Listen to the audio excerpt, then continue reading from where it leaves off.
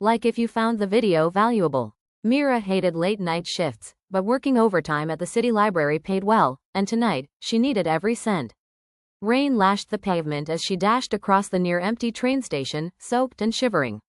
The announcement overhead crackled. Now boarding. Final service from Platform 9. All aboard. She frowned. Platform 9? That line had been closed since the 90s. Still, when she checked her ticket app, it had reassigned her to the same train. Maybe it had reopened? Mira followed the signs, the station eerily silent. When she arrived, the train was already waiting, sleek, black, and older than anything she'd seen in years. Its silver trim gleamed, untouched by time.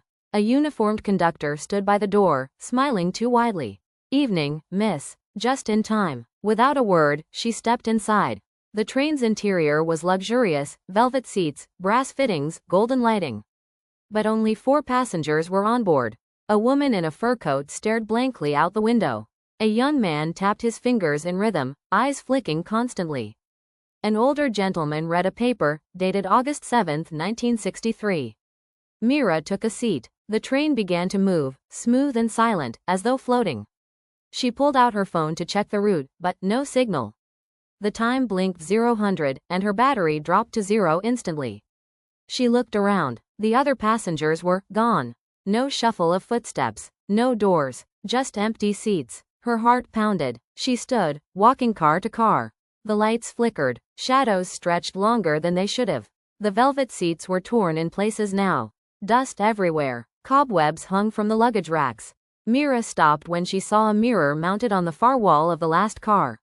She wasn't in it. Her reflection was missing. Something whispered behind her ear, cold breath and a voice that didn't belong. "You boarded the Forgotten.